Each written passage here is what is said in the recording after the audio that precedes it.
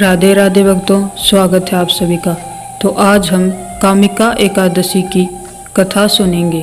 चलिए शुरू करते हैं। एक समय की बात है, एक गांव में एक क्षत्रिय रहता था। वह अपने आप पर बहुत गर्व करता था, खासकर अपनी शक्ति और बल पर उसे अभिमान था। क्षत्रिय भगवान को बहुत मानता था, लेकिन उसके मन में घमंड था। वह हर दिन भगवान विष्णु की पूजा करता और उनकी उपासना में लीन रहता था। एक दिन वह किसी महत्वपूर्ण कार्य के लिए घर से बाहर यात्रा पर निकला। रास्ते में उसकी मुलाकात एक ब्राह्मण से हो गई। दोनों में किसी बात को लेकर झगड़ा हो गया। झगड़ा इतना बढ़ गया कि बात हाथापाई तक आ पहुंची। क्षत्रिय बहुत बलवान था, इसलिए ब्राह्मण अपनी दुर्बलता के कारण क्षत्रिय के वार को सहन न कर पाया और वह वहीं गिर गया और उसकी मृत्यु हो गई। ब्राह्मण की मृत्यु से क्षत्रिय हक्का बक्का रह गया।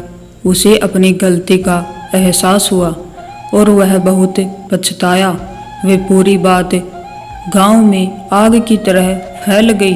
क्षत्रिय युवक ने गांव वालों से क्षमा याचना की और ब्राह्मण का अंतिम संस्कार खुद करने का वचन दिया।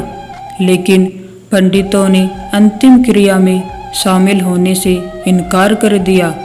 तब उसने ज्ञानी पंडितों से अपने पाप को जानना चाहा, तो पंडितों ने उसे बताया कि उसे ब्रह्मा हत्या का दोष लग चुका है, इसलिए अंतिम क्रिया के ब्राह्मण भोज में आपके घर भोज नहीं कर सकते हैं। यह सुनकर क्षत्रिय ने ब्रह्म हत्या दोष के प्रायश्चित का उपाय पूछा।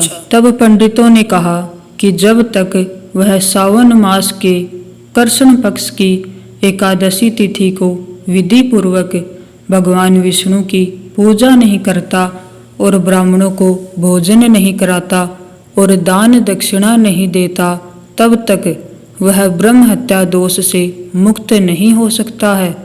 क्षत्रिय ने ब्राह्मण के अंतिम संस्कार के बाद पंडितों की सलाह मानते हुए कामिका एकादशी के दिन पूरी श्रद्धा और विधि के अनुसार भगवान विष्णु की पूजा की।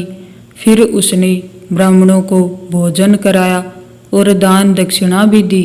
इस तरह भगवान विष्णु की कृपा से वह क्षत्रिय ब्रह्म हत्या दोष से मुक्त हुआ। तो यह थी कामिका एकादशी की कथा। राधे राधे।